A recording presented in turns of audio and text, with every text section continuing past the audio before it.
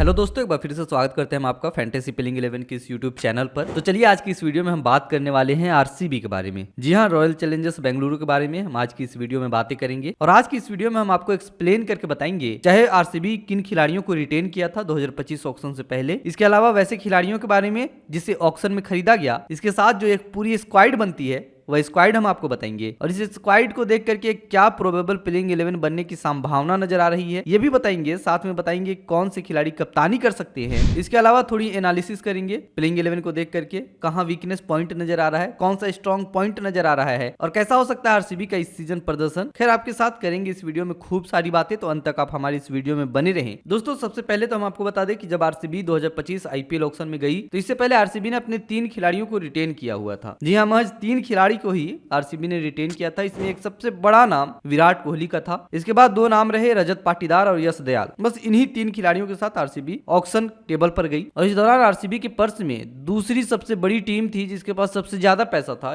यानी कि पंजाब किंग्स के बाद सबसे ज्यादा पैसा आरसीबी के पास था, 83 करोड़ था। इसके बाद भी आरसीबी ने कुछ मार्की खिलाड़ियों को अपनी टीम में शामिल करने के लिए नहीं सोचा। हालांकि इसे लेकर के आरसीबी मैनेजमेंट की बड़ा थू में भी हुई। हर तरफ आरसीबी मैनेजमेंट को ट्रोल किया गया, खास करके इंडियन क्रिकेट टीम के कुछ बड़े खिलाड़ी जो कि ऑक्शन में शामिल थे, चाहे वह ऋषभ पंत हो, चाहे वह श्रेयस अय्यर हो या हो केएल राहुल। इन खिलाड़ियों पर आरसीबी बोली लगाती हुई नहीं देखी गई। वहीं दूसरी ओर आप ये जानकर हैरान होंगे कि आरसीबी ने वेंकटेश अय्यर पर बोली लगाया था। हालांकि केकेआर को 23 करोड़ 75 लाख रुपए में यह खिलाड़ी मिला, लेकिन 20 करोड़ तक की बोली आरसीबी ने इस खिलाड़ी पर लगाई थी। यही सब चीजों को देख करके आरसीबी फैंस ने एक तरह से धावा बोल दिया था आरसीबी मैनेजमेंट पर, और खूब सारा ट्रोल करते हुए आरसीबी फैंस आरसीबी मैनेजमेंट को देखे गए। हम बताएंगे आपको पूरी स्क्वाड के बारे में और किन किन खिलाड़ियों को खरीदा है आरसीबी ने। लेकिन सबसे पहले हम आपको बता दें कि कुछ ऐसी मिसिंग पॉइंट्स हैं जो आरसीबी स्क्वाड पर अभी फिलहाल होता हुआ दिखाई दे रहा है। सबसे पहला तो कोई well known spinner RCB management ने नहीं खरीदा है। और अगर चिन्नास्वामी का पिच आप देखें तो वो भी स्पिनर फ्रेंडली होता है। ऐसे में आप किसी एक बड़े स्पिनर की तरफ जाना चाहिए था। आपके पास चहल ऑप्शन थे, कई सारे ऐसे ऑप्शन थे जहां आप जा सकते थे, लेकिन अगेन आरसीबी ने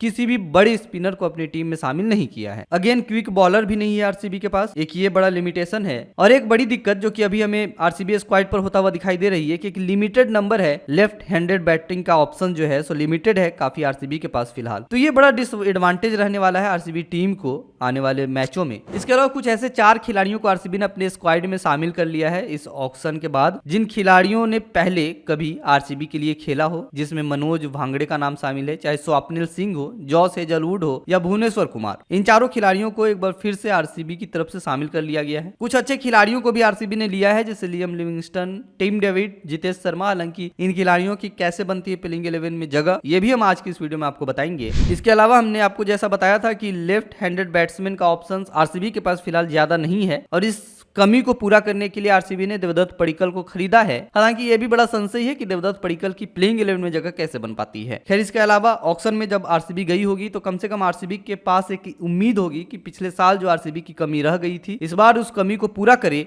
और ऑक्शन टेबल पर जाकर के अच्छे खिलाड़ियों को अपनी टीम में शामिल करके एक अच्छा प्लेइंग 11 के साथ आगामी आईपीएल की शुरुआत करे। और कम से कम एक बार, जो आरसीबी फैंस हमेशा डिमांड करते हैं कि साला कप नाम दे, तो ये कप जो है सो कम से कम एक बार आरसीबी जीत सके। क्योंकि पिछले साल आरसीबी का प्रदर्शन काफी मिक्स्ड रहा था, किसी तरह आरसीबी जो है सो प्लेऑफ के लिए क्वालिफाई कर गई थी। हम आपको बताते चले कि टोटल अपने खेले गए 14 मुकाबले में आरसीबी ने 7 मुकाबले में जीत दर्ज की थी, 7 मुकाबले में हार मिला था, यानी कि 14 पॉइंट्स के साथ आरसीबी चौथे नंबर पर लीग स्टेज में अपना गेम जो है सो फिनिश किया था पिछले सीजन में। हालांकि एलिमिनेटर मुकाबला जो आरसीबी खेली थी राजस्थान रॉयल्स के खिलाफ, इस मुकाबले में राजस्थान रॉयल्स के हाथों हार का सामना करना पड़ा था और उसके बाद पिछले साल टूर्नामेंट से आरसीबी बाहर हो चुकी थी। खैर अभी भी जो आरसीबी स्क्वाड को देख करके लगता है, मुझे नहीं लगता कि आरसीबी एक अच्छी प्लेइंग 11 के साथ उतर पाएगी, क्योंकि बड़ा हौच पौच हो चुका है इस प्लेइंग 11 में। तो थोड़ा सा आरसीबी फैंस की उम्मीदें एक बार फिर से मुझे लगता है कि टूटता हुआ अगले साल दिखाई देगा। अगर स्क्वाड के बारे में बात कर ली जाए तो हम आपको बता दें कि इसमें विराट कोहली है, रजत पाटीदार है, यश दयाल है, इन तीनों खिलाड़ियों को रिटेन किया गया था। इसके अलावा जिन खिलाड़ियों को ऑक्शन में खरीदा गया था, इसमें लियम लिविंगस्टन का नाम शामिल है, फिल सॉल्ट है, जितेश शर्मा जो कि विकेट कीपर के तौर पर टीम में शामिल होंगे, जॉस हेजलवुड, राशिद सलाम, सुयाश शर्मा,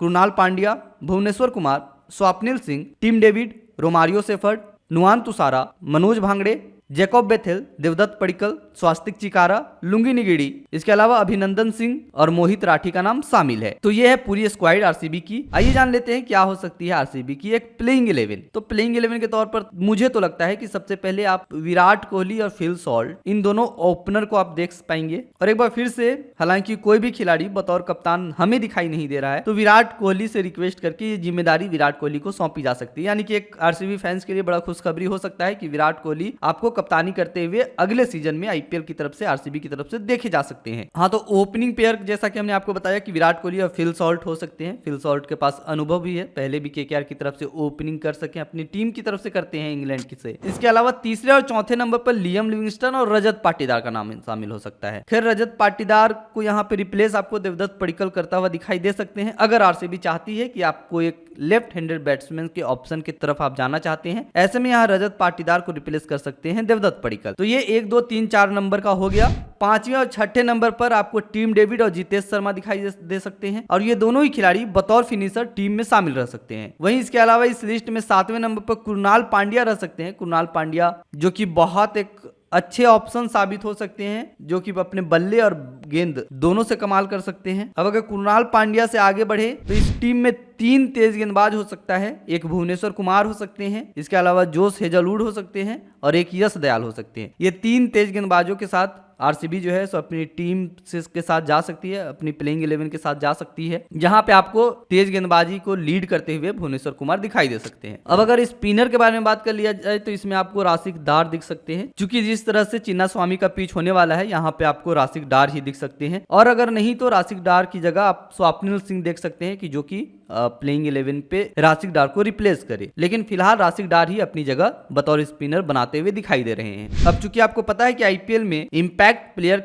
का नियम भी शामिल है, तो जैसा कि आपको मालूम है कि देखा जाता है कि जिस तरह से जरूरत पड़ती है उस तरह से वह खिलाड़ी को इंपैक्ट प्लेयर के तौर पर लिया जाता है। ऐसे में हम आपको 3 नाम बताएंगे जो इंपैक्ट प्लेयर के तौर पर स्विच कर करके कभी कभी आपको हर टीम में अलग अलग दिखाई दे सकते हैं। इसमें तो सबसे पहले आप स्वप्निल सिंह को देख सकते हैं, या फिर सुयाश शर्मा। सुयाश शर्मा भी एक तेज गेंदबाज है। ऐसे में अगर तेज गेंदबाजों की जरूरत पड़ी, उस तरह से अगर पिच रहे, तो आप सुयाश शर्मा को एक इंपैक्ट प्लेयर के तौर पर देख सकते हैं। वरना आप अगर स्पिन फ्रेंडली पिच हो तो आप स्वप्निल सिंह को प्लेइंग 11 में देख पाएंगे। इसके अलावा या तो देवदत्त पडिक्कल हो सकते हैं, फिर रोमारियो सेफर्ट का भी इस्तेमाल किया जा सकता है। वो डिपेंड करता है कि किस तरह से कंडीशन है टीम की, किस तरह से पिच है। तो ओवरऑल दोस्तों ये थी हमारी आज की एक कंप्लीट वीडियो, जो कि आरसीबी को लेकर के हमने बताया। चाहे हमने स्क्वाड हो वो आपको बताया, एक प्रोबेबल प्लेइंग 11 बताया, और कप्तान के तौर पर हमने आपको बताया कि हो सकता है कि आपको अगले सीजन से विराट कोहली बतौर कप्तान आरसीबी के देखे जा सकते हैं। बहुत सारी खामियां भी टीम में नजर आ रही है, कई सारी खामियों के बारे में भी हमने जिक्र किया, और बड़े ही शॉर्ट अंदाज में हमने आपको वह सारी चीजें बताई जो कि हो सकता है कि आपको आरसीबी को अभी मौजूदा समय में आरसीबी की स्क्वाड कैसी है उसे समझने में आपको मदद मिली होगी। इसी तरह हर टीम्स की वीडियोस हम आपके बीच लाते रहेंगे। तो उम्मीद है कि आपको हमारी यह वीडियो पसंद आई होगी। मिलते हैं फिर एक नई वीडियो के साथ, तब तक के लिए आपसे लेते हैं विदा।